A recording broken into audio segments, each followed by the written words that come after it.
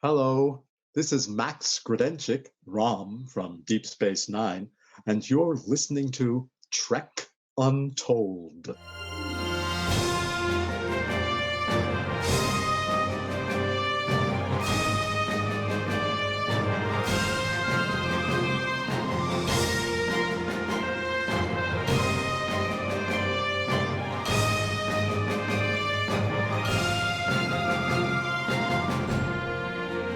Hello and welcome to Trek Untold, the Star Trek podcast that goes beyond the stars. I'm your host, Matthew Kaplowitz. This podcast has been around now for about 7 months, and that's actually a record for me. The last time I had a podcast was way back in 2009, when I started my first website and my first YouTube channel, The Fight Nerd. And back then I was covering mixed martial arts and combat sports, so things like boxing, UFC, kickboxing, grappling, all sorts of things that are really completely unrelated to Star Trek. The Fight Nerd podcast lasted, I think, 26 episodes, and I ultimately gave it up because of time constraints, because it's quite hard running a news site, a YouTube channel, and trying to make a weekly podcast, so something had to give, and in the end, that was my choice. The Fight Nerd went on to last 8 years, and in between then I started another YouTube channel, Nerd News Today, which has been around since 2011, and now we're celebrating our 9-year anniversary of that site. So that brings me to today's pretty big announcement. Starting with this episode, the Trek Untold podcast is now going full video.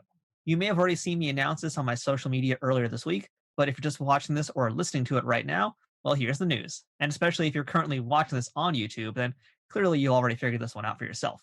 But for you folks listening on iTunes, Spotify, Google Podcasts, or whatever, you can now check out this show with full video of myself and the guest I'm speaking to on youtube.com/nerdnewstoday. So the way this is all going to work out now is the audio version will continue to go live every Thursday first, and then on Sundays, the video version will be available on Nerd News Today. So make sure to subscribe to youtube.com/nerdnewstoday right now if you want to see each episode, along with all the other content we make there. And as a disclaimer, this doesn't mean that the podcast is going to be going only in the direction of video. As I mentioned, just to reiterate, we are going to be doing both audio and video right now. And I should also add that not every single episode will, in fact, be full video.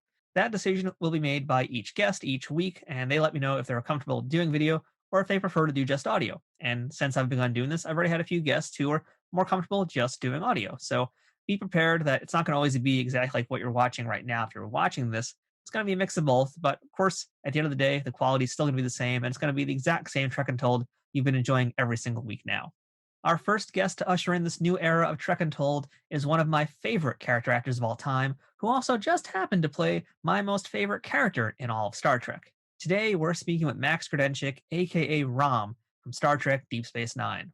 Max made his first appearance in the Star Trek franchise way back in the Season 3 episode of Star Trek The Next Generation titled Captain's Holiday. He returned in Season 5 for the episode The Perfect Mate, and both times, he played a Ferengi. Surprising no one, Max was called back to play Rom in Deep Space Nine, and we're going to chat today all about the evolution of the character on screen as well as behind the scenes, and how Max developed this Ferengi into a very relatable and distinct character unto itself. Mr. Grodénchik lent his voice to Rom throughout the various video game franchises of Star Trek as well, and he did appear on screen one more time in Star Trek, but we're going to get to that one a little bit later on in this interview. In addition to being Rom, Max appeared in Night Court, Sister Act, The Rocketeer, Apollo 13, Sliders, Crossing Jordan, and a whole lot of other shows. And I gotta tell you guys now, speaking as a fan, this was a tough episode, not because Max was a bad guest, very much the opposite of that. It's purely because I was just so starstruck during this episode. I've done plenty of interviews face-to-face with people, and again, I mentioned being the fight nerd in the past. I'm being face-to-face with guys who are about a foot taller than me who could easily crush me with one finger. And those guys didn't really intimidate me, but talking to Max Grodénchik was arguably one of the scariest moments of my life. The minute I saw him staring back at me for the first time on Zoom, words suddenly became a whole lot harder to say, and I had to really try hard to concentrate and focus because, again, Max is one of those guys that if I had the chance to meet him at a convention, chances are I'd be doing backflips about how excited I am. So this episode turned me into a fanboy for the very first time since doing this podcast, and I hope you're going to enjoy some genuine moments of me trying to constrain myself while talking to someone who I admire very much. Oh, and one last note about some more upgrades and changes happening to Trek Untold. Starting this week, we've got a few new ads appearing in the show. Of course, our good friends at Triple Fiction Productions are still a part of everything here, but you're going to start seeing some familiar faces, as well as a few folks who you'll be seeing very soon in Trek Untold. And in the case of this week, it's a guest you're going to be hearing from in just a few weeks, but stay tuned for that later in the show. Before we jump into our interview, I want to remind everyone to follow us on Facebook, Twitter, and Instagram at Trek Untold, and that's all one word, no spaces. You can also support this show by visiting patreon.com/trekuntold. If you want to check out some of our merch and put Trek Untold on a shirt, hoodie, mug, sticker, or something else, head on over to teespring.com/stores/trekuntold to proudly display how much you like this podcast. And if you do happen to get some Trek Untold merch, go ahead and tag us on social media and let us know you got it. We'd love to see it. But most of all, please make sure to subscribe to this podcast and to leave a rating and a review. There is a lot of Star Trek podcasts out there, as I'm sure you already know, and leaving ratings and reviews helps people find us when they're searching for these types of shows. If you're already following us or offering your support in whatever way you can, be it a follow, review, monetarily, or even just listening today, thank you for the help. There's a family of Star Trek podcasts out there, and we appreciate you joining us here each and every week on the show. So without further ado, grab yourself a root beer, relax, and enjoy this episode of Trek Untold. Computer, access interview file. All right, and welcome back to Trek Untold, and now joining us on the other side of the line. This is a pretty big deal for me because I'm a huge fan of this character, and I'm a huge fan of this actor. And so this is some of those crazy moments in the show where I'm trying my best to keep it together. Hopefully I can hold it together for a full hour here. But we've got Max Grodénchik joining us today. Max, how are you? Hi, everybody listening, everybody watching. I'm okay. I can't complain. Thank you for inviting me. Thank you for having me on your this is called a podcast? That's where I get confused. Is this your first time doing a podcast? I think I've done them without a camera. Yeah, so this is basically... Without seeing my face. I thought podcasts were just audio. Yeah, that's kind of the fun thing about this show is we're trying to do basically both at the same time now. So you're our first guest doing video and audio. So a podcast can be either or? Pretty much, yeah. That's how we're going to sell this today, yeah. Okay. Learning as I go along.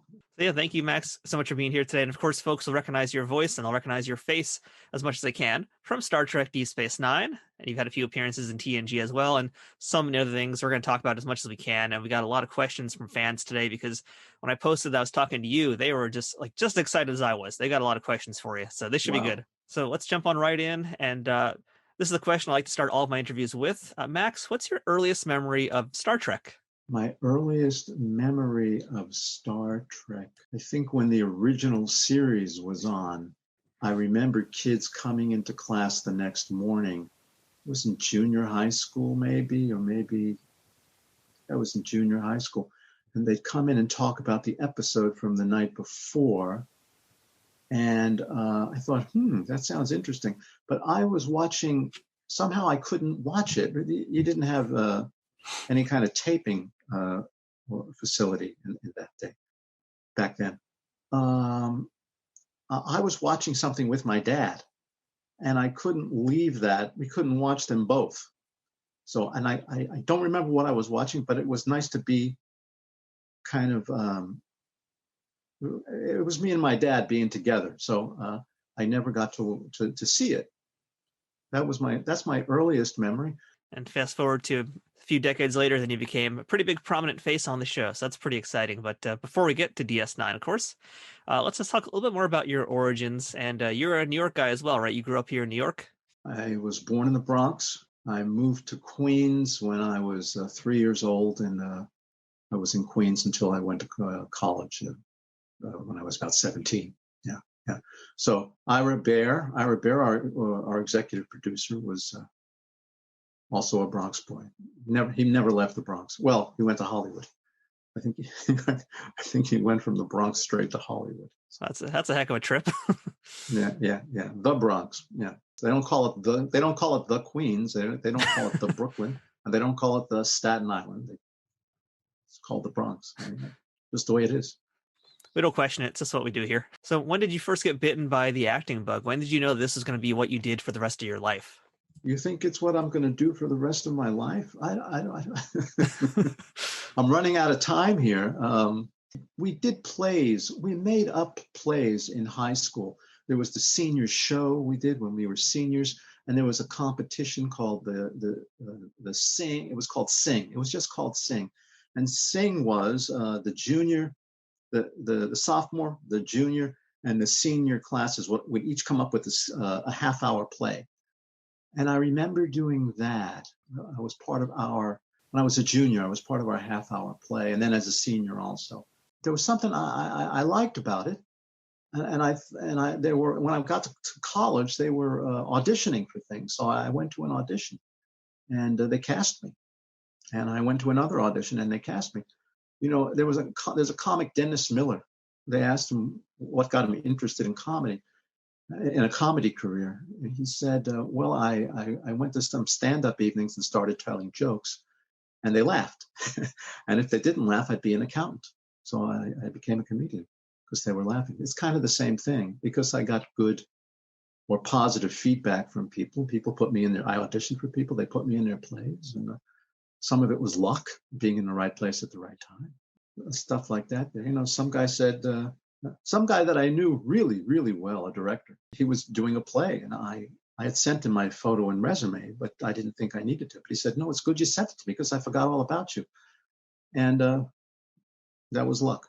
That was just dumb luck that I sent him my resume. There's so many times when I didn't send out, a resume. So that's kind of just how the business is sometimes, though. It just comes down to luck. I think so. I think in my case, look, when I went in to read, maybe jumping ahead here, but when I went in to read for that first episode I did, Captain's Holiday, I could go into the same audition after searching a half hour for a parking spot and be upset, and not know how to quell that upsetness. And I look like not a nice person, but somehow I got a parking spot and I walked in. They made it easy for me, and I got in there and I did something. I read something and they cast me. So it's luck. It's really, really luck. Yeah, a lot of luck. I think there are other things involved too. And you went to Buffalo State University, correct? No, I went to the University of Buffalo, SUNY. There's two different Buffaloes, I think, right? There are two different Buffaloes. There are. Very confusing. My dad went to one of those also, I believe. So it's very confusing why there's two different ones. I liked where State was. It was down in more of a, I guess, down past the zoo. It was down Elmhurst Avenue. It was in a nicer location. But no, I went to SUNY Buffalo, University of Buffalo, for 4 years. And so again, before we jump into DS9, I wanted to also talk about a little bit of your theater background, because a lot of folks may not know you did some work in theater in New York and San Francisco. And I'm just curious to know what you learned during those years, and in particular, what lessons you learned from your time in theater that you translated over to your work in television and film. Well, one thing that happens is if people keep casting you, it gives you confidence. That's a great thing. I mean, you can't fake that. I mean, you go and read for a play and the guy says, okay, you got the part, and when that happens 3, 4, 5, 6, 7, 8, 9, 10 times, then you start to come into the audition with a little bit of with confidence, and it's contagious and it stays with you for a while. Right now, I haven't auditioned for much in a long time. So I feel confidence going like that. But I think that was one major thing that I had there. And also another piece of luck was to become a drama major. You had to have fulfill certain, had to take certain classes. One of those classes was a lottery. There were so many people interested in acting that they all picked numbers, and the teacher, the instructor would pick numbers out of a hat. And if your name was picked, you were in the class. Well, lucky. She picked me. My number was in there. If it hadn't have been in there, I don't know which way I would have gone. I was very interested in music, but I was too lazy to practice. Don't be lazy. Practice makes better. It's very true. It really does. I think a lot of folks may not know that you have a very, very excellent singing voice, and I'm kind of surprised that you didn't choose to go into the direction of singing versus acting. It's funny you mentioned that, because I auditioned at the university, actually outside the university, I auditioned for Promises. And the director said to me, you're the best actor for this role, but you're not the best singer for the role. And the guy who got the role came over to me and said, I want you to introduce you to my singing teacher. And that, I was not a good singer back then. I think I've gotten better over time. Especially, we have this group called the Rat Pack. I don't know if you're familiar with them. It's Casey Biggs and Vaughn Armstrong. It's a bunch of Trek people. Casey Biggs, Vaughn Armstrong, Jeff Combs, Armin Shimerman has been a member. Ethan Phillips has been a member. And I hear Casey sing, and I hear Jeff sing, and you pick up stuff. And I hear Vaughn Armstrong sing. You pick up stuff from working with guys like that. So I started when the Rat Pack came along is about when I started taking singing lessons. I was serious about it. So, and I hope to get back to that soon. It is pretty fun that you guys named yourselves the Rat Pack as well, because when I first heard your voice, I thought to myself, Max sounds a lot like Frank Sinatra. So that's a pretty perfect name right there. Yeah. I didn't name the group. I wouldn't have put that group together. I would never have put us 5 guys together. But creation did that, and kudos to them. Kudos to them. I think it's something that worked. Have you had the opportunity to see us? The only time I've been able to actually hear you guys was at the end of the Deep Space Nine documentary, What We Left Behind. Oh, okay. And so, yeah. And I, at that point, I didn't know that you could sing in particular. I didn't know that Casey could sing, and I was just like blown away by the performance and how good it was. So yeah, I'm looking forward to hopefully a cast album, maybe. We'd like to do that too, but it's too. We're all over the planet, so it's hard to get us together. But Casey has a gorgeous voice. Yeah. So one of the performances I remember actually first seeing you in before I even knew you were on Deep Space Nine was in The Rocketeer. And you played this villainous goon, some henchman who then gets basically offed by a character named Lothar, who is played by Tiny Ron, who we all know later would be Mayhardu on DS9 also. That's right. What year? This is 1992, you say? I think that was 92. Yeah, that's right. Yeah. Yeah, do you remember anything about working on The Rocketeer or being with, or first time meeting Tiny Ron? I don't. And, it was what we did with Tiny Ron was so fast. I don't remember how tied up I was. I'm in traction. Yeah, you're pretty heavily bandaged up in a hospital bed. Yeah, I'm in traction. So it was just not a situation where we would speak that much to each other. I think a few years later when he was Mayhardu on DS9, I think we talked a little bit then. But again, I think he was wearing a lot of makeup, and it may have been difficult. Yeah, he had a ton of makeup. That was a big deal at the time for that movie, was just how much makeup he had, because it's pretty gruesome for me as a kid. Watch that, I was pretty scared of him. Still am from that scene. The Rocketeer, yeah, that was my first big big budget movie. It was very, very exciting, very exciting. What was my name in that? It was like Ernie or something. Is that Ernie or Wilbur or something like that? Wilbur. It was Wilbur. Okay. I'm mixing up movies. Yeah, it was Wilbur, I think, and Wilmer. Wilmer. Okay. Wilmer. And I was stealing the rocket, and they put me in this period style suit. I mean, beautiful cloth. I mean, they made it. They didn't go to a store and buy it. They bought the cloth and made it themselves. They take it to show the director, what they did. It's gorgeous. It's just gorgeous. And the director looks at it and says, No. That's not what we want. He's been running around with this rock. He's been trying to escape from the people coming after him. It has to look a little disheveled. And they kind of went like that. He says, No. And he asked me for the jacket. I give him the jacket. The director takes it and starts crumpling it. And then he throws it on the floor and starts stamping on it.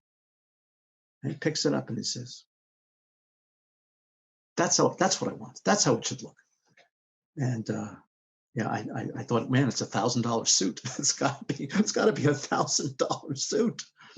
But he wanted the authenticity of what was going on. That was a nice thing for me to see, that was important to him. And I also remembered seeing you in Sister Act. Again, this is another movie where you basically get killed in like the first 20 minutes. But you were also in Sister Act. Yeah. Did you ever get to meet Whoopi? Just curious about that. I didn't make it to Sister Act 2. Yeah, I did, because she had to be around when I was shot. When I was shot, she had to be there and kind of see the smoking gun, I think. So once I was killed, she steps into the room. So she was around waiting to get her angle on that. She was very nice to me. Trek Untold will return momentarily. Trek Untold is brought to you by Triple Fiction Productions. If you're a Star Trek cosplayer looking for props, or toy collector looking to spice up your shelves, Triple Fiction Productions has you covered. Triple Fiction Productions produces affordable and unique 3D printed Trek-inspired products from the original series, Next Generation, Deep Space Nine, Voyager, Enterprise, and the movies. You can expect the same amount of care and attention to detail in any of the items in their catalog, whether it's a prop replica for use in a fan film, or part of a cosplay, or accessories and playsets for figures from Playmates, Migos, or Diamond Select. Own your very own tricorder or phaser rifle with working lights, the bridge of the Enterprise E for your Playmates figures, or any other item from countless species and ships from the Star Trek universe. All products are 3D printed in the USA and are constantly evolving and improving based on fan feedback. To learn more about their products, visit them at triple-fictionproductions.net or on Facebook at facebook.com/triplefictionproductions. Triple Fiction Productions, taking Star Trek where no 3D printer has gone before. Hello, everyone. I'm Armin Shimerman. Perhaps you know me better as Quark from Deep Space Nine. As your favorite Ferengi, I'm here to promote a sale. It's not self-sealing stem bolts, but my new novel, Illyria. And the first book is called The Betrayal of Angels. Some of you may not know that aside from being an actor, I'm also a novelist. My newest novel is a mystery set in 1583. Its heroes are the historical characters of John Dee, who was a spiritualist, a book collector, and a spy. With him is an unsuccessful playwright named William Shakespeare. Their mission is to investigate a nobleman who happens to be Count Orsino from Shakespeare's Twelfth Night. The book employs comedy, history, and fantasy to tell a page-turner of a story. The adventure is a trilogy, and the first book goes on sale November 5th, which happens to be my birthday. It reads a lot like Sherlock Holmes, or like one of my favorite shows, Homeland. Please check out my website at www.arminshimmerman, get the name right, .com, or you can get it directly from my publisher at www.jumpmasterpress.com. You can buy it either as a paperback, a hardback, or an ebook. So why don't you check it out and judge for yourself? Or better yet, give it as a gift to someone. I know they'll appreciate it. Disclaimer, no Latinum accepted. We now return to Trek Untold. So let's jump into your Star Trek time. And your very first appearance was on Star Trek Next Generation, Season 3, Captain's Holiday. And That's in that right. one... January of 1990, we shot that. Yeah. Oh, okay. You can remember the actual dates. That's impressive. I do. It was pretty much very close to a year after I arrived in Hollywood. So I arrived there January 23rd, 1989, and January 1990, I got the call for this thing. Yeah.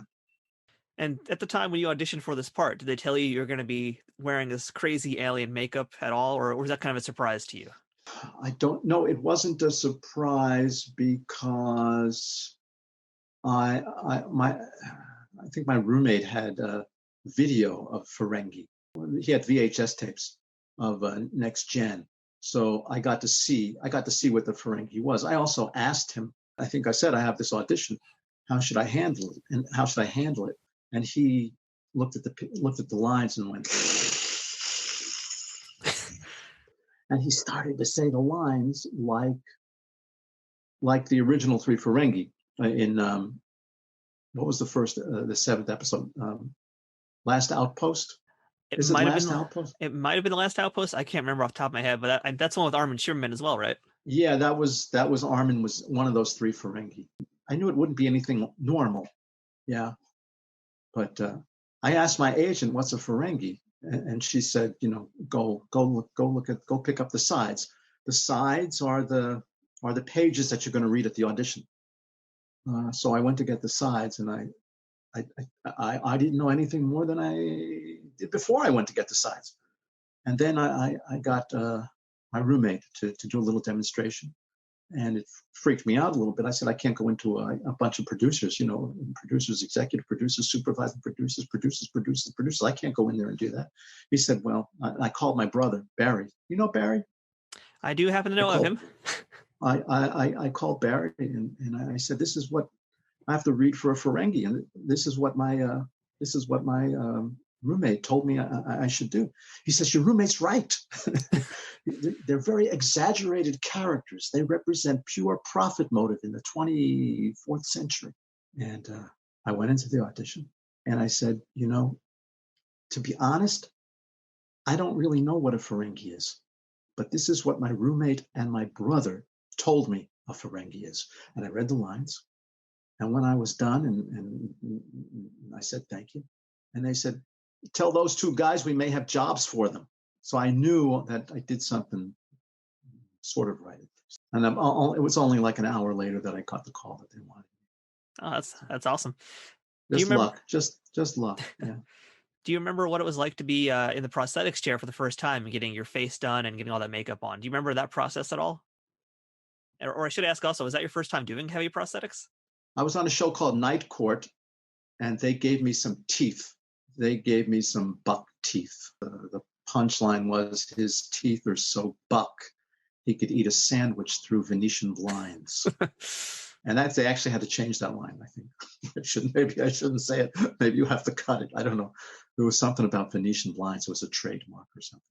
So do you remember the very first time that you got tested and made up in the Ferengi makeup, the first time you ever wore those particular prosthetics on Star Trek? I remember looking at the stuff and I remember thinking I was a tough guy. And I could wear this makeup every day, if I, whenever I don't know from all actors, but a lot of actors, me certainly included, if you have a line in an episode of something like, here's your soup, Mr. Hines, you think that if you do it just right, they're going to have you back. You said that line, here's your soup, Mr. Hines. You said that so brilliantly that they will have no choice but to say, oh my God, this guy is incredible. Even if your line is the simplest possible line. So here I am. I have a lot of lines in this episode. I wonder if they'll ask me to do this. I wonder if I'll have a future here. It would be the same with anything I did. I wonder if this will keep going on this show. And I think I had started to talk to Patrick Stewart about the makeup, and he thought it was tough. And so my first time in the chair, by the time I got to the chair for the first time, I was thinking all these thoughts, and I thought I could do this. If they ever want to give me another role on this series as a Ferengi, I think I can do this. And Tuesday, I was much less confident. And by Wednesday, I was like, again, they're going to put that glue on me again. I got to wear it for 14 hours, 15 hours. Oh my God. And then Wednesday and Thursday, I don't know. I don't know. Ow. I had to take it off at night. I had to baby my face. And yeah, that was my experience. It was, I thought I was really full of bravado. I could do this. By Thursday, I think, Wednesday even. Nah. So that was the first time I had the makeup on. I remember, I don't know if you know Doug Drexler. He's was an effects guy on DS9. Back then, when I was on TNG, he was a makeup artist. He was one of the makeup artists. And the makeup took about 3 hours at that time. When I started, it took about 3 hours. Suddenly, my makeup person had to go do somebody else, and Doug Drexler worked on me. And, I know it's getting close to 3 hours. He loved doing that makeup. He just enjoyed it so much. And he said, I love doing it. He's talking to me as I'm in the chair. I really like doing this. Look, I can do this here. I can put a little more red here. Look how that looks. Isn't that nice? And now it's 3:10. It's 3 hours and 10 minutes. And then it's 3:15 and 3:20. I wasn't very fond of him that day. So. Very passionate about his makeup, that's for sure. Passionate about everything he does, I think. That's what makes him good. Yeah. In this episode too, it's basically like kind of like a Maltese Falcon meets Star Trek kind of story. And I felt like your character was almost like the Peter Lorre, if you will, in that episode. What a compliment. Great. Great Peter Lorre. Austrian actor. Yes, sir. And again, as we mentioned, he used to do this episode with Patrick Stewart, and it's basically primarily yourself, Patrick Stewart, the actress who I can't remember his name right now, but who played Vash. But I'm just curious about what it was like to be around Patrick Stewart as well. This is the captain of the captain of the Enterprise, and Vash as well, another actress who came in because of this episode, and she continued to be on the series here and there. But yeah, just Oh, what do you she remember did about some acting? she did some DS9 episodes. She was actually on season 1 of Deep Space Nine in the episode with Q. Jennifer Hetrick, I believe her name. Yes. Yeah. Do you have any memories of being on set with I was Patrick with- and Jennifer? When I met Patrick, Michael Westmore had to work on my prosthetic in the makeup lab, and that took a while. And I went to wardrobe and had to be fitted for an outfit or costume, and that took a while. And it was January in Los Angeles, and it was a beautiful day. The actors LeVar and Marina, I think, and Patrick, they were hanging out outside the stage because it was just such a warm, a beautiful day in January. And we're going from wardrobe, the person who was assisting me, we're going from wardrobe to the makeup lab. And right on the way, these guys were hanging out. And the person assisting me says, I think you should meet Patrick because you're going to be working a lot together. And she introduced me. And he shook my hand and he said, Max, you're going to be having a very rough week next week. If there's anything I can do to make it easier for you, anything I can do to lighten your load, please have that request come through me. I seem to have some clout around here. So that was my introduction to Patrick Stewart. And yeah, he was nice that day. He was nice that shoot, and he's been nice to me ever since. And I only have nice things to say about that guy. We have a question from one of our listeners. That's Andrea Levine. And she actually did have one more thing to talk about with Next Generation before we jump into DS9. And that's she wanted to ask about your deleted scene from Star Trek Insurrection, which, if folks don't know, that's where you're with Jonathan Frakes and Marina Sirtis inside a library. And it's a fun scene. In the library. Would have been better to be in the bathtub with them, wouldn't it? Oh, yeah. They didn't do that. They put me in the library. Yeah. We should also add that this time you weren't a Ferengi, you were also a Trill so you weren't a Ferengi for the only time in your career. Thank God. Yeah, I just had the spots on me. And they're in the library. And the library is a place of quiet and concentration. And suddenly we start acting like teenagers. Yeah, they're getting closer to this planet, Baku. Yep. They're getting closer to the Baku planet. And as they approach the planet, everybody's acting more and more like kids. Right? Yep. Because I think Worf has something like pimple or something. Yeah, he starts getting acne and yeah. And there's all this. Everybody's going back to like junior high school. And so my one and only job, when they come into the library and start giggling or whatever they were doing that was teenage-ish, was to blow a spitball at Frakes. And I had a really nice little hollowed out Bic, and I hit him like 9 out of 10 times. The one time he missed, he got upset with me. So I couldn't help that. I think if you're batting 9 out of 10 in the major leagues, I think you're getting, $50 gazillion a year. I don't know if that's why he cut it out. I never got to talk to him about it, but I think they probably didn't need it. Yeah. So as we mentioned, that was your first time being a Trill. You got to play yourself in the series finale as well. But moving on to Deep Space Nine now, we do want to mention that obviously you're Rom, you're another Ferengi, and I've got another listener question. This one is from Brian Narowski, and he wanted to know if you were happy being cast as a Ferengi for the third time in your Trek career, or if you really wanted to have been another alien species. Hi, Brian. Hi. Thanks for the question. Well, the main thing you want to do as an actor is work. So almost any way that work comes is okay. If they wanted me to be a Ferengi a fourth and fifth and sixth and seventh time, I think I'd be quite happy about that. But if I had to be another species, a Trill would be good because, it's like, what is it, 20 minutes maybe? I don't know. I don't want to say Terry Farrell didn't suffer, but it's a lot faster with the makeup. Although, to be honest, the Ferengi makeup, you get into that Ferengi makeup, there's it's kind of a ritual. You're becoming the character as the makeup goes on, so it's not that bad a thing. It's really not that bad a thing. And the makeup started out at 3 hours. Then I think in the end of the second season, they got it down to 2.5. And then by the end of the third season, they got it down to 2. And just to put that in perspective, when Avery playing Cisco, was bald, they gave him an hour for hair. It was on the call sheet.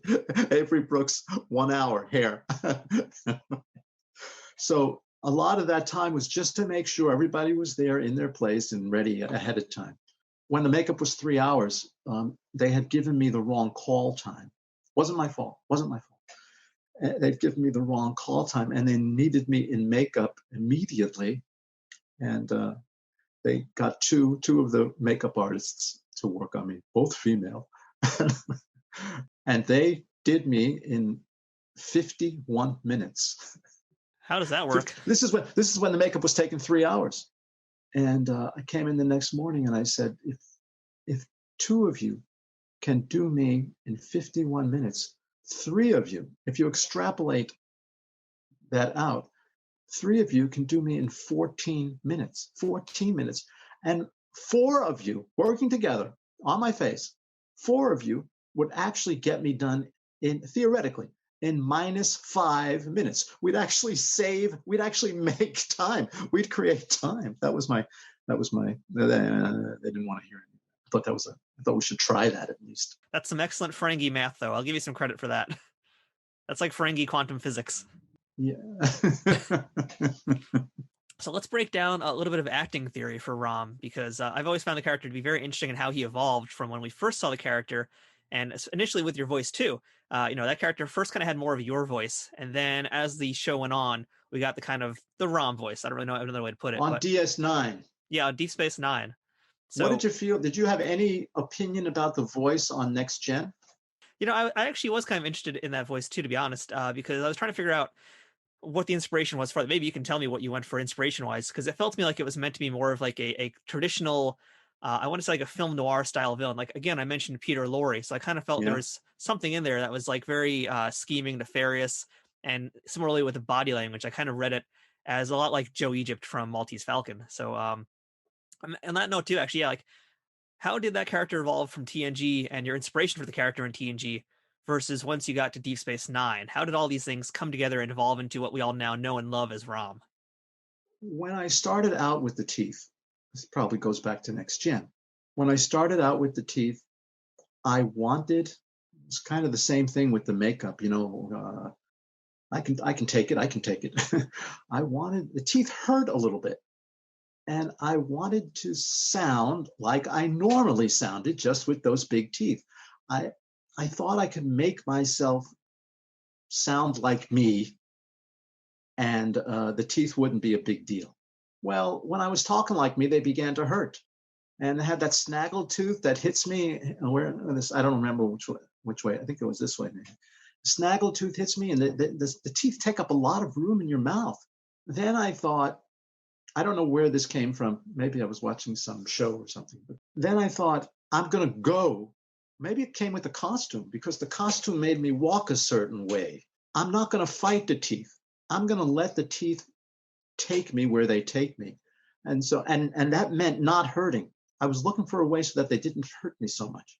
When I opened my mouth like this and spoke a little slower, and had the sound come from the back of my throat, then they didn't hurt, because I'm overpronouncing things, and I feel like I have more time to say what I need to say.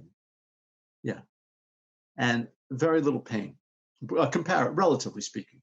So, did I answer any question there? Yeah, I think so. I mean, when I hear the Rom voice, especially later on when you're doing that version of the Rom voice, it almost reminds me a little bit of like the Cowardly Lion, like Ray Bolger's Cowardly Lion from Wizard of Oz. He's my inspiration. Yeah, I'm afraid it's too much. My fear is it's too much like him, but yeah, he was my inspiration in that in that voice. Yeah. Because that's always, whenever I try to imitate the Rom voice myself, I always end up kind of sounding like the Cowardly Lion. It's for me, when I do it, it's like, workers of the world, unite. But I'm too Cowardly Lion. Well, that's pretty good. I think that's pretty good. Bravo. Yeah. Well, thank you. I've been working on that for quite some time. Thank you. Yeah, I was going to actually ask you for a critique of my Rom voice, but that's where I've got it. So basically the key, it sounds like to you, is kind of to have it more in the back of my throat and slow it down probably, right? Back of the throat. Yeah, and Rom is slow. Yeah. Rom is, why? Not why. Why? There's a slowness about him, a deliberateness about him that is, yeah. That fits. That makes that fit for me. So for me, it does. See, I always felt there was a lot of musicality in Rom's voice as well, and this comes back to your background in singing here. In fact, I actually was watching some episodes to prep for this interview, and there's one that you did. I have it written down, but I can't remember which one it was here. But there's one episode. It was the Magnificent Ferengi, actually, and Quark is telling Rom that your mother's Moogie's been abducted, and all this stuff is happening, and you're reacting to the lines, and your reactions are no, no, no. And you're going up in scales each time. So there was a lot of rhythm and cadence in your character too. Like, was that something you consciously did, or is that something that just kind of happened? Well, I probably it probably didn't just happen. I probably, Armin and I would rehearse. So and Aaron, God bless him, Aaron and Jeff Combs, we'd all get together and rehearse stuff. So it probably came out of a rehearsal that we were doing. I would imagine, and nobody said that sounds dumb, so I or that sounds wrong. So I used it. Yeah. I would like to see that again. No. It was very good. I didn't notice it the first time around. I'd watched it, and then I just saw it again, like I said the other day, and I was like, he snuck that in there. That's good. Hey, very good imitation. Oh, thank you. Thank you so much. The sincerest form of flattery. Thank you. So, and you mentioned also that the costume kind of dictated how you perform too. And Rom, of course, he wears two different outfits ultimately in the show. He's got the Ferengi outfit, and then later the Bajoran engineering outfit. So, which one did you prefer to wear, and how much of that really affected your body language for Rom? Well, the wardrobe, like the teeth, it's something to work. Or there's a stiffness to it, at least for me, something to work with. The character comes to life. You sit in the makeup chair and they start dabbing stuff on you, and then you're running lines with Armin or Aaron, rest in peace. You're running lines with Chase or whoever, and it starts to, you practiced at home maybe, or you rehearsed with the group, and you start getting into it. And then you look in the mirror and you start to see more Rom than Max. And then one of the last things you do is you put the wardrobe on, and that's who the guy is. I love him to pieces. and so he walks like he's a little stiff when he walks, but he's trying to catch up to his brother and tell him something or ask him something, and he's afraid his brother is not going to like it. So it's like this forward and then a step back, this forward and then a step back. Makeup, wardrobe, huge part of the character, I would say. I always appreciated the physicality of it, and you mentioned how Rom is always kind of taking a few steps backwards. He's always behind his brother. I always thought that the physical parts of the character really helped to exaggerate the mental aspects of how Rom felt. Yeah. As we've heard Rom say, in fact, it wasn't that he ever had what was the line? It's I just lack confidence. I just lack confidence. Yeah, it's like I've never been dumb, brother. I just lack confidence. Yeah, I've always felt it's such a powerful line, and really spoke to a lot of what Rom was physically and mentally as a character. So yeah, I always appreciated what you did with just having him basically show that mental part of it through his physical motions. Thank you, because that brings us all the way back to the first question when I said I used to be confident. Going around to auditions and you're getting cast, and it gives you confidence. So the question now I have is, can you manufacture that confidence? Can you go to auditions, be rejected, and still be confident? I don't know. If you find that out, call me. Okay, I would like to know. I'd like to know too. If anybody else out there knows, do let us both know. On the topic of Aron Eisenberg, since you brought him up, we had a lot of folks who wanted to hear some Aron Eisenberg stories. In fact, the first person to ask was Yam Yogurt on Instagram, May Young. So that's her name. Yeah, great Instagram name there. So yeah, can you tell us just any stories you got of Aron? Because at this point now we're a year since his unfortunate passing. And his memory is still very much alive with us today. But yeah, do you have any great stories about Aron you could share with us? I think I'm blanking out. I've been talking about Aaron a lot. He was a great guy. He was a great guy. We were in Germany together once, and we were going. I want to say that 7 of 9 was on stage. It was a small stage, though. My memory is so. I don't know how good it is, but she was on this little stage, and we're standing not that far away from her, but in the back of the room. He said, if Aaron Eisenberg married 7 of 9, he'd be Aaron Eisenberg. I thought, wow, crack me up. Crack me up. That's pretty great. So, that was his. We used to be on stage together. We used to get into makeup and wardrobe and makeup and be on stage together. Yeah, we had a lot of fun doing this stuff.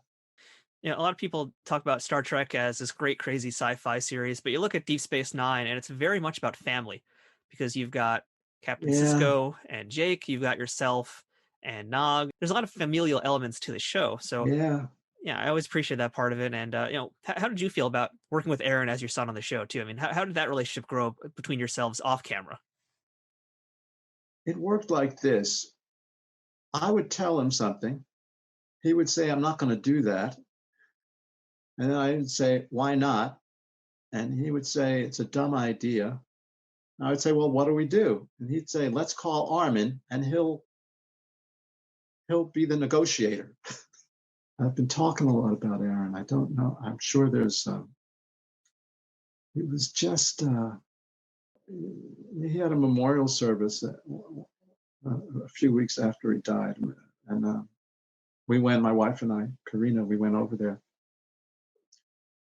And one of the things I said about him, because I sit next to him when we do conventions, almost all the time, I sit next to him. And maybe he's on this side of me, Chase is on the other side of me. But we sit together, talk to the fans. And at his memorial service, I said, Aaron was fan-friendly before that term was invented. Because he was. And, we'd be at our table, someone would want a photo with the both of us. Aaron would say to me, come on, let's get a photo with this guy. Yeah, always giving to the fans, always. So Star Trek Toy Collector on Instagram has a question that I was going to ask you anyway, because I'm also a big fan of Star Trek toys. He wants to know what you thought about your Star Trek action figure. Oh, hi, Star Trek Toy Collector. Thank you for the question. What did I think of my Star Trek action figure? I couldn't believe I had an action figure. That's, you've arrived when you have your own action figure. I don't know where you've arrived, but you've arrived to someplace that not many actors get to arrive at. And I thought, I drove down about an hour south of where I lived in the Los Angeles area. And there were boxes of these figures for me. I couldn't believe it all. So they had about 35 or so figures. I bought 6. Big mistake. I should have bought all 35. That is my one regret about that Star Trek figure. Otherwise, I'm just amazed that I have my own figure. Rob Whitaker wants to know who came up with Moogie, and if it was always meant to be like that, or if that was in the script, or if that was an ad lib from yourself. Rob, is it Rob? Thanks for the question. How else would you pronounce? Rob, I wish you could talk back so I would know how to pronounce it, how you would pronounce it. How would you pronounce that? How else? It's a moo. It's a definite moo, and then a gi, or it could be a g, moo-gi, I guess. Either way, but Mooji. I think he specifically is asking because he liked how you said it. Mooji. Rob, where are you? There you are. Mooji ain't bad. Mooji ain't bad. Mooji. Mooji. Moogie. There's something about Moogie.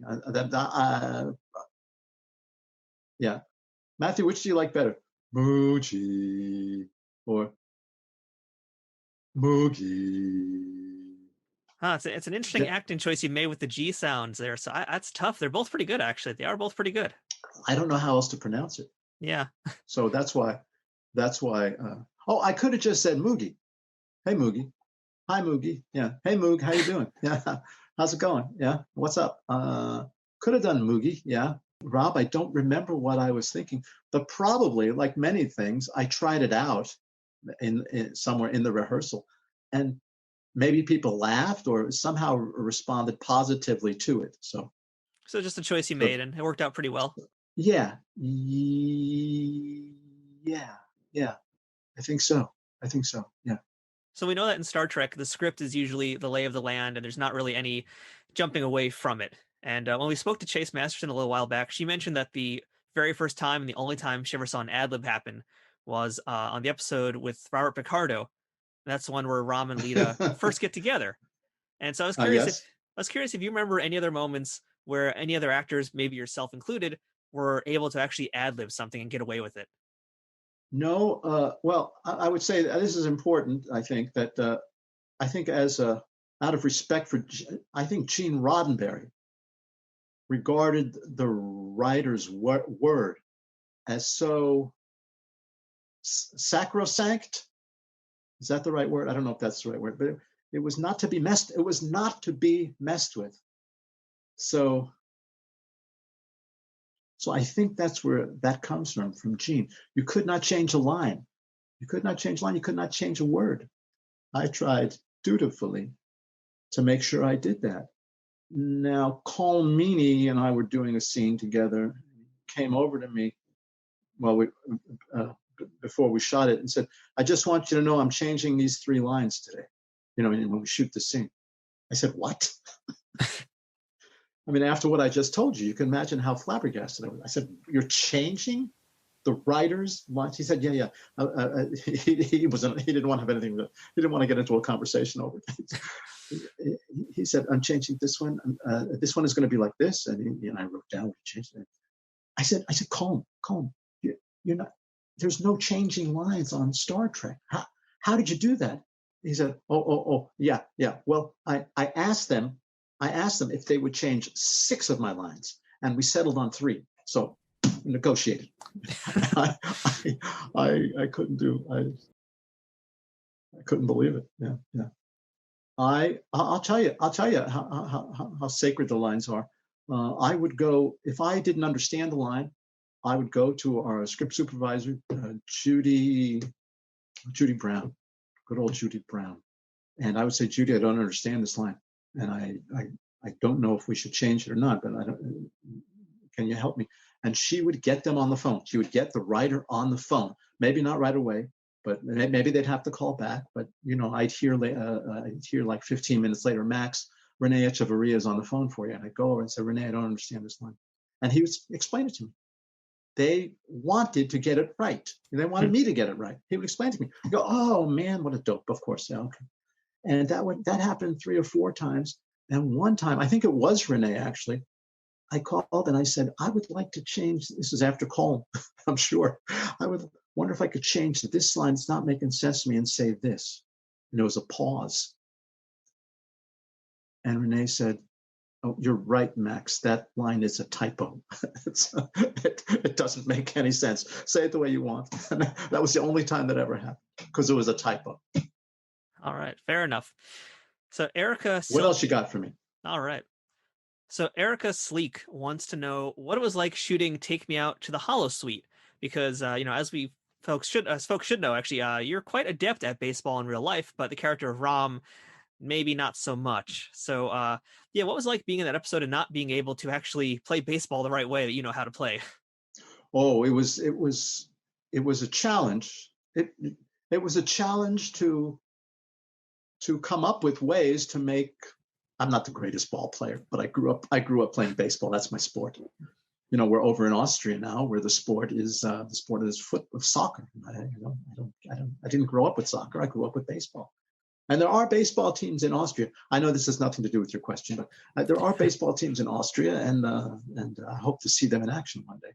It was great. It was great to be out with all the makeup. It was great to be outdoors on the west side, where it's cooler, closer to the ocean. That was one thing that was great about it. It was great to be I kind of had a little heroic role in that episode. I helped to score the one and only run.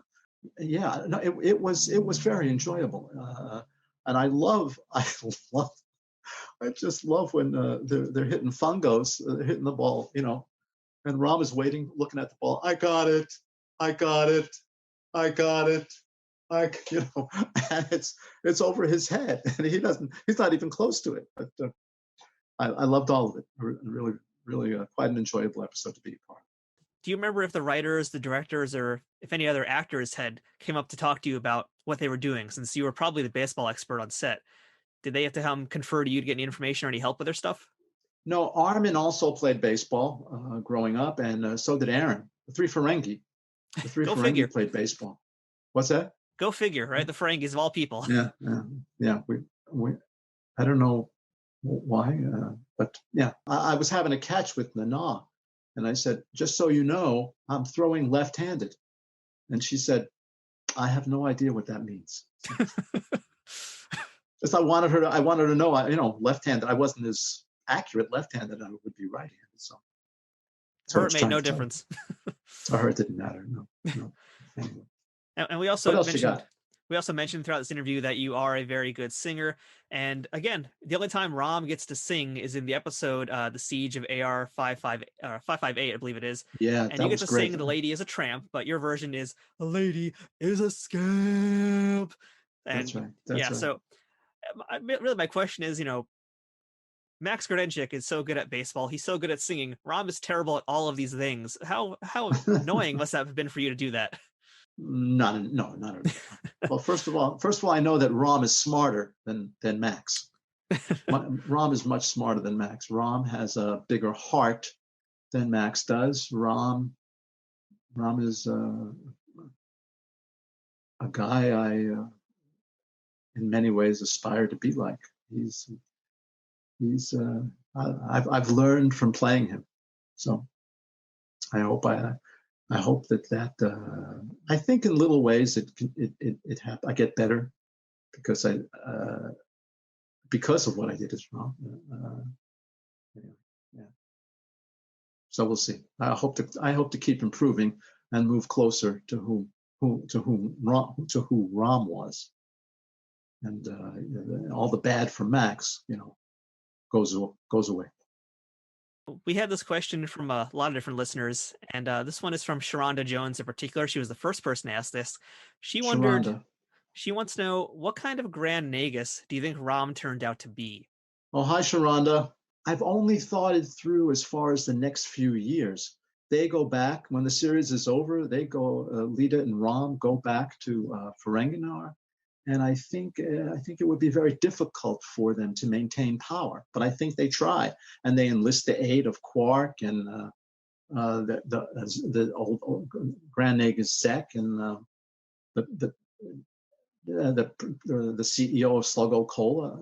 They have to make alliances with people. I think it would become I think a Rom show would be a political show. Something like what was that? House of Cards or something West Wing, something like that. Would be more of a drama, be more of a dramatic show. I think you'd have a lot to struggle with back. Realistically, I think you'd have a lot to struggle with back on Ferenginar. Yeah. So I always felt that Rom was especially interesting because there's so many different things I've liked about the character, but to me, I always felt like Rom is almost like the American dream on Deep Space Nine. And he's kind of I know, and bear with me here. This is going to be a real long, pretentious question, but I got a reason for it. That's a stretch. Yeah, okay. It might be a little bit of a stretch, but I also kind of felt that it's like the story of the American immigrant. And that's why I think Rom is the American dream, because he's a foreigner who leaves his home, seeks out a new land for new opportunity. And he doesn't first necessarily succeed, but once he leaves his comfort zone, he not necessarily assimilates, but he finds himself a new role, a new way of life. He ends up marrying a beautiful woman. He has a son who becomes the first Ferengi in Starfleet, ends up being the Grand Nagus, does pretty well for himself.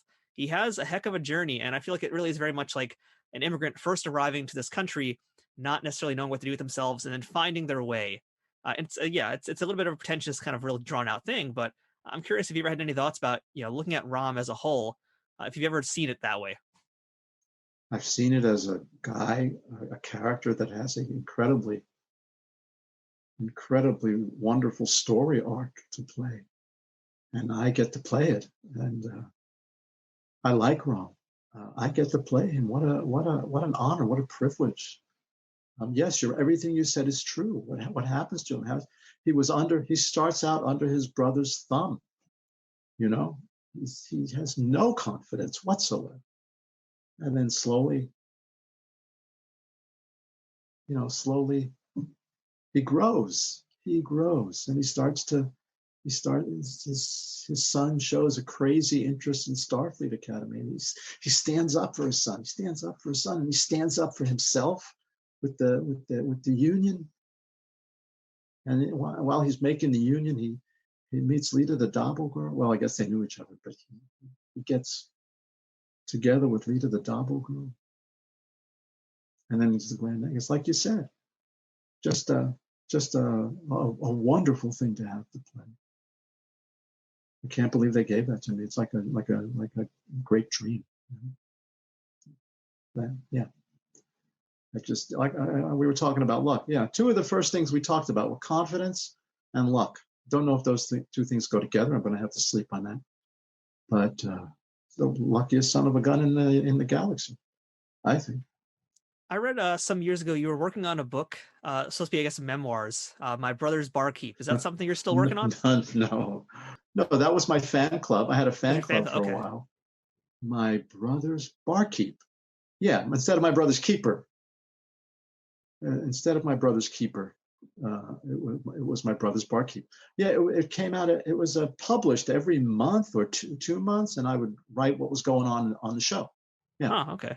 That's all that was. It was a newsletter for the fans, and was our name My Brother's Barkeep? I think it was. Yeah. So, is there any chance we'll ever get a memoirs of Max Grodénchik? I'm not disciplined enough to do that. You have to really sit down and write. Armin can sit down and write. He just had a book come out apparently, and Armin can sit down and write. I don't know if we can. Yeah, I'm looking forward to reading that book. I think it's actually the first in a trilogy, in fact. So congratulations to Armin. I think so. Yeah. I think it's part of the trilogy. I don't know what part, but yeah. So last question today, Max. What is your favorite thing about being a part of the Star Trek universe? I don't want to be corny, but the first thing that comes to mind is when I have a connection with a fan. When I have a connection with a fan, that's a very, very nice thing. And I have connections with some fans that, nowadays there's Facebook and Facebook and Twitter and all these other things. I am on Facebook, and I get to communicate with people who are fans of the show, and they seem grateful for that. And that's a nice feeling to have. Yeah, there are so many interesting fans out there. It's not all one homogeneous group with it all this way. There's as many different types of fans as there are people. Different types of people, and I get to talk with them and meet with them. Hopefully, often have a little fun with them. It's been a lot of nice things, but that's a big one. Well, I can say on behalf of all the fans out there, we appreciate what you've contributed to the Star Trek universe, and especially just how great you've been to all the fans. I haven't had a chance to meet you in person, but I feel very privileged that today I got to spend a little bit of time with you face-to-face via Zoom, and just spend some real quality time with an actor whose work I very much admire, and a human being who I very much admire. And, not to get too crazy out there, but they always say don't meet your heroes. But this is kind of a moment. They do say that. They do, but this is kind of one of those moments I was hoping to do with this podcast, and to get to meet the folks like yourself who I really, really admire. So it means a lot that you gave me this much time today. So thank you so much for that. And thank you for chatting with our listeners today. Thank you for saying that, Matthew. Thank you. I got tons more questions, but we'll save it for another time. I know I've taken up a lot of your time as is. So Max, thank you so much. This really has been great. I really, really appreciate your generosity today. Yeah, it's been wonderful to speak with you. Thank you, Matthew. Thank you for thinking of me. And if you see my brother, send my regards. That was our chat with Max Grodénchik, and I hope you enjoyed listening to him as much as I did speaking with him. And by the way, I just wanted to share this moment with you guys that happened during the episode. I was asking Max a question that we ultimately cut because it was just kind of stupid. And somehow it led to him doing this. Sluggo cola for you and me. The cola for discriminating Ferengi. It's inexpensive but never free. The slimiest cola in the galaxy. Drink Sluggo cola and drink a lot. Your gums will bleed and your teeth will rot. After Dabo, it hits the spot. Your movie's gonna love it whether naked or not. That was I don't know if we used that song. That was in Prophet and Lace. Yeah. That's the extended version of the song. That is the extended. I think all we do in the episode is the cola for discriminating Ferengi. Yeah. So there you have it, the unabridged Sluggo Cola theme song as sung by Max Grodénchik. One of the things we sadly didn't talk about in this episode was that Max actually knows all of the rules of acquisition. And if you don't believe me, check out any videos of him from any of the Star Trek conventions out there, and you can hear him saying pretty much any of those without any hesitation. He even knows the lore behind the rules, which is pretty crazy. Hopefully we'll have a second chance to speak with Max another time. Maybe we'll go into a little bit more in depth on the rules of acquisition, because yeah, with a guy like Max, there's so much more we could talk about, but there's only so many hours in the day. And of course, us being on different parts of the world made things a little bit difficult. But again, a big, big thank you to Max Grodénchik for helping me live my dream of, well, talking to you. Now, for those of you wondering what happened to Rom after Star Trek Deep Space Nine, well, according to the books, Rom and Leeta had a daughter named Benna and opened diplomatic relations with Bajor and Ferenginar after Bajor had joined the Federation. Quark's bar in DS9 was named the official Ferengi embassy to Bajor, which also meant that Quark got a promotion to Ferengi ambassador while still making profit on the promenade. More recently, Rom appeared in Star Trek Online as part of the Victory is Life expansion, but if you want to learn more about that one, you're going to have to play the game. Thank you again for listening to this week's episode of Trek Untold. Please make sure you follow us on social media to see all of our memes and daily guest updates. And who knows what else, because you never know what pops up on our pages. All you have to do is look for Trek Untold on Facebook, Twitter, and Instagram. We'd love to hear from you and hear what you think about this week's episode. If you'd like to support this podcast, check out patreon.com/TrekUntold to learn how you can keep our ship operating at full power. You can also check out some of our merchandise at teespring.com/stores/TrekUntold. That's TEE spring.com. That includes shirts, stickers, mugs, phone cases, and a whole lot more. But most importantly, if you haven't already, please subscribe to this show and give us a review and rating on iTunes or wherever you listen to it. If you enjoy what we do here every week on this show, please give us a 5-star rating and review. It's the best way to make new listeners discover this podcast and help us grow. Once again, I'd like to thank our sponsor, Triple Fiction Productions. If you'd like to send us some feedback, suggest a guest, would like to be booked on the show, or are interested in sponsoring us, email me at trekuntold@gmail.com. Once again, this has been Trek Untold. I'm Matthew Kaplowitz, and until next time, fortune favors the bold.